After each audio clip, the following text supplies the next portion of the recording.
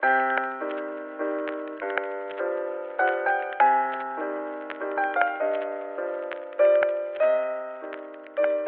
day, everyone, and welcome to the very first Parlormuse podcast. This is Gavin, and I wanted to provide an update as far as what's been going on over the past year or so. I chose to do this as a recording rather than as a text post on our page because there's a bit to get into, and I thought it would be a lot easier and more digestible this way. So I believe it was around this time last year that A Distance from Home was slated to be released, and the production got held up for a variety of reasons, many of which I'll get into here. But the sad and or funny part about that is we were really, really close to having it done. All of the vocals were laid in and a lot of the instruments as well. And it was just a matter of finishing up a few things and then getting into mixing and mastering.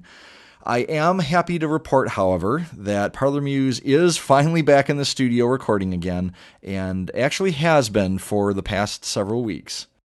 So toward the end of 2014, I had started seriously considering the idea of finding a new home for all of my musical projects outside of Midnight Syndicate.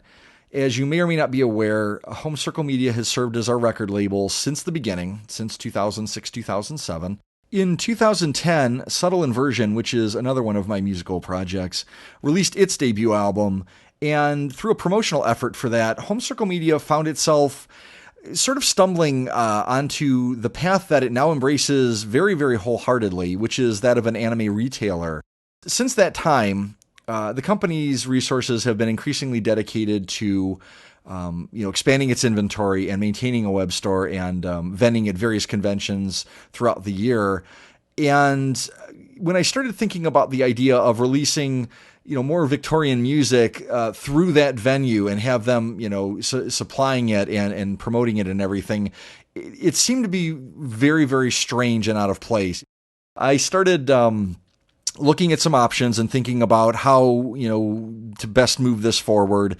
And we ended up landing at Telesmatic Entertainment, which is probably going to prove to be one of the best decisions that we've made to date. Telesmatic is all about longevity and doing things for the future and taking your time. I think an advantage of making any kind of big change is the fact that it forces you to take a look at what you've done and where you're going with a fresh set of eyes. I really started thinking about defining the sound or style of Parlormuse, and I realized it's got a rather strange history. You've got It's Not the Coat Makes the Gentleman, which is very much a folk rock album, and it's fully arranged with vocals. And then there are two follow-up releases, which are both EPs, entirely instrumental, nothing but a piano, very pure. And then there's A Distance from Home, which was supposed to be a return to the original sound. And my conclusion was that somebody might have a very, very different idea of what this project is based on the song or the album that they're hearing.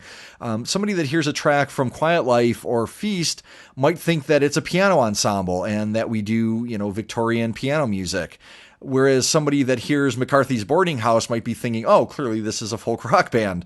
So I think there has to be a bridge between all of that somehow. When I started Parlormuse, my initial idea was to bring an awareness of Victorian popular music to today's audiences because I genuinely felt that the songs were really, really well written and they deserved to be heard and that they had largely been forgotten.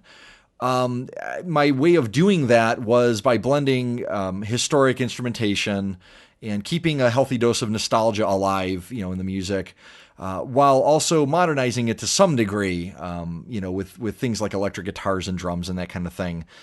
It's an interesting dilemma and one that I found to be particularly challenging, this whole question of how far you can stray from the source material before it becomes completely unrecognizable, that versus how much you rein in innovation to serve the interests of being historically pure. I think I'm less interested in just reconstructing these songs the way they might have been heard back in the day, now at least, than I am in creating something that's truly unique and that's very identifiable as its own kind of entity.